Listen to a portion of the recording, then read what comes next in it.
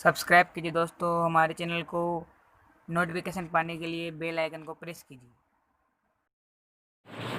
Good morning student, welcome to online class. आज की हमारी क्लास है 8th क्लास, सब्जेक्ट है साइंस, लेसन नंबर है 8, टॉपिक है कोशिका। आज हम इस लेसन में कोशिका के बारे में पढ़ेंगे। चलिए देखते हैं क्या होती है कोशिका। जैसा कि हम जानते हैं कि हमारे आसपास अनेक प्रकार की वस्तुएं पाई जाती है, और वो वस्तु कौन सी होती है? या तो वो सजीव होगी या निर्जीव होगी। और जो ये सजीव वस्तुएं होती है वो किससे मिलकर के बनी होती है? कोशिका से मिलकर के बनी होती है। अब हम बात करते हैं कोशिका क्या होती है, कोशिका की खोज किसने की थी। सबसे पहले हम बात करें कोशिका की खोज।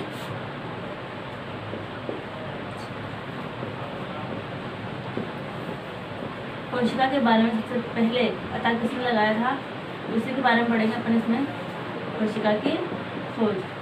चलिए देखते हैं इसमें क्या होता है। वैज्ञानिक हुए हैं जिनका नाम है रॉबर्ट हुक। वैज्ञानिक क्या है जिनका नाम क्या है? Robert Hooke.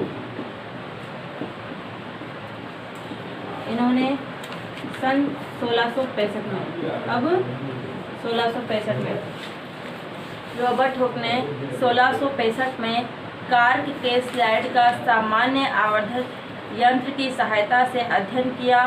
कार्क, अब कार्क की बात करें तो कार्क पेड़ की छाल का एक भाग है। उन्होंने कार्क की पतली स्लाइड ली और उसका सूक्ष्मदर्शी की सहायता से अध्ययन किया। उन्होंने कार्क की स्लैश में अनेक कोष्टक जो होते हैं, कोष्ठ युक्त व विभाजित बक्से देखे, जो किसके समान दिखाई देते हैं? मधुमक्खी के छत्ते के समान दिखाई दिए। उन्होंने यह देखा कि एक कोष्ठ अथवा बॉक्स दूसरे से एक दीवार अथवा विभाजन पट्टी द्वारा अलग है। वैज्ञानिक हुक ने प्रत्येक कोष्ठ को कोशिका नाम दिया। जो प्रत्येक कोष्ठ था उसको क्या नाम दिया? उन्होंने कोशिका नाम दिया। किन्होंने दिया? वैज्ञानिक हुए हैं रॉबर्ट हुक। उनके द्वारा, हुक द्वारा देखी गई यह बक्सेनुमा संरचनाएं वास्तव में मूल कोशिकाएं थी। सजीवों की जीवित कोशिकाओं को संवर्धित सूक्ष्मदर्शी की खोज के बाद देखा जा सका। रॉबर्ट हुक के परीक्षण के लगभग 150 वर्षों के बाद तक भी कोशिका के विषय में बहुत कम जानकारी थी। आज हमें कोशिका की संरचना एवं कार्यों के विषय में बहुत अधिक जानकारी है। यह अधिक आवेदन क्षमता वाले संवर्धित सूक्ष्मदर्शी एवं अन्य तकनीक द्वारा ही संभव है। अब हम बात करेंगे कोशिका के बारे में। कोशिकाएं जो होती है, कोशिकाओं की तुलना हम ईंटों से भी कर सकते हैं। जिस तरह से विभिन्न ईंटों को जोड़कर के भवन का निर्माण किया जाता है, उसी प्रकार विभिन्न कोशिकाएं एक दूसरे से जुड़कर के प्रत्येक सजीव के शरीर का निर्माण करती है। ठीक है। अब है सजीवों को हमारे शरीर की मूलभूत संरचनात्मक इकाई कहा जाता है। क्या कहा जाता है? कोशिका को हमारे शरीर की मूलभूत संरचनात्मक इकाई किसे कहा जाता है? कोशिका को। ठीक है, नोट करना से।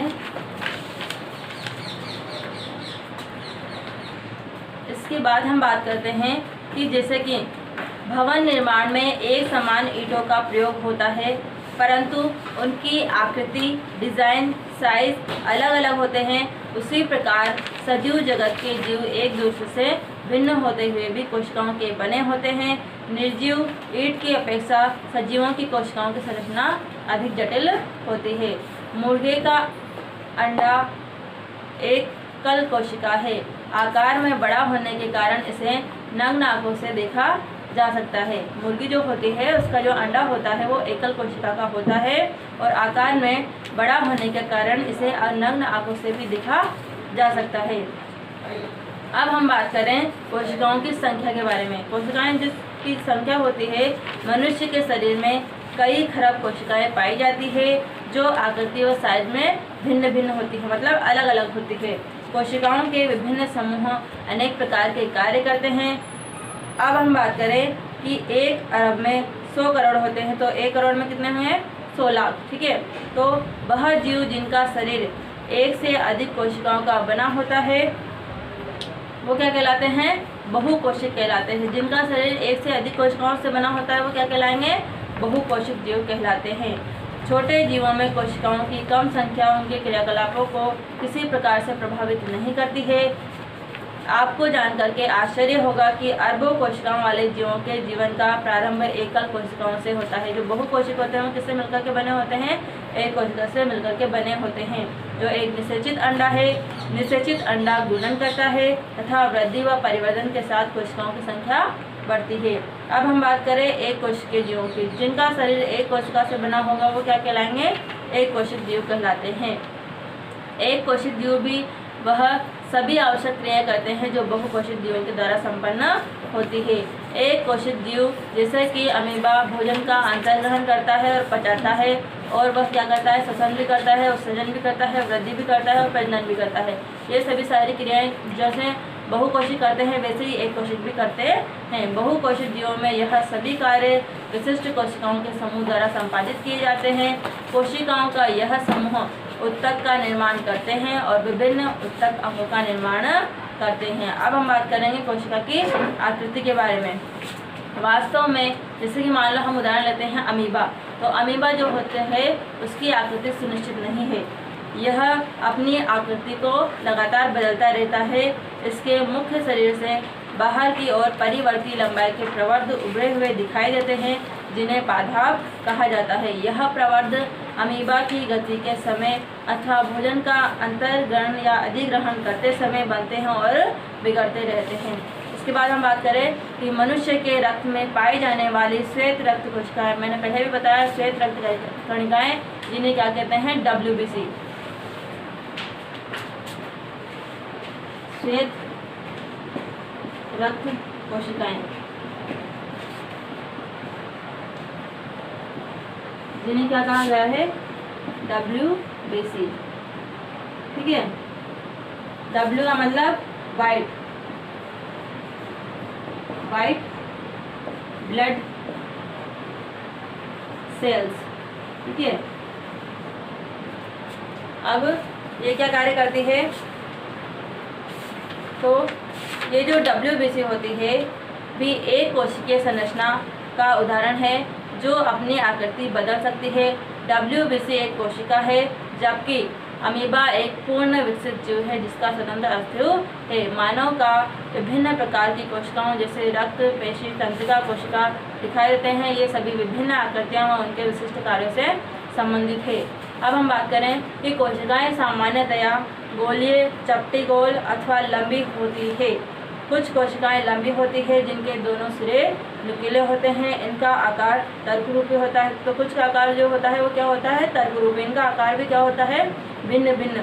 कभी कभी कोशिकाएं बहुत लंबी हो जाती है तो कुछ कोशिकाएं शाखान्वित हो जाती है। जैसे तंत्रिका कोशिका संदेश प्राप्त कर उनका स्थानांतरण करने का कार्य करती है, जिसके द्वारा वह शरीर के नियंत्रण व समन्वय का कार्य करती है। इसके बाद हम बात करें कि कोशिका के विभिन्न संघटक एक झिल्ली द्वारा परिबद्ध होते हैं। यह झिल्ली पौधों व जंतुओं की कोशिका को आकृति प्रदान करती है।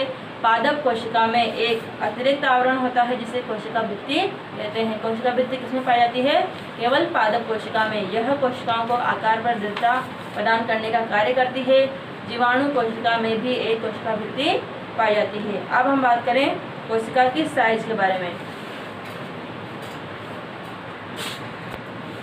सजीवों में कोशिका का साइज 1 मीटर का 10 लाख भाग होता है उसमें माइक्रोमीटर या माइक्रोन के बराबर छोटा हो सकता है तथा कुछ सेंटीमीटर लंबा भी हो सकता है। परंतु अधिकतर जो कोशिकाएं होती है वो अत्यंत सूक्ष्म होती है, जो सूक्ष्मदर्शी की सहायता से देखी जाती है। इन्हें नग्न आंखों से नहीं देखा जा सकता। उन्हें सूक्ष्मदर्शी के द्वारा बड़ा व आवर्धित करना आवश्यक होता है। सबसे छोटी कोशिका का साइज जो होता है वो 0.1 से 0.5 माइक्रोमीटर है। सबसे जो छोटी कोशिका है उसका जो आकार होता है वो कितना होता है? 0.1 से 0.5 माइक्रोमीटर होता है, जो कि एक जीवाणु कोशिका है। नोट करना है इसको। सबसे छोटी कोशिका कौन सी कोशिका है? जीवाणु कोशिका। कौन सी कोशिका है? जीवाणु कोशिका। और इसका जो आकार है वो कितना बताया गया है? 0.1 से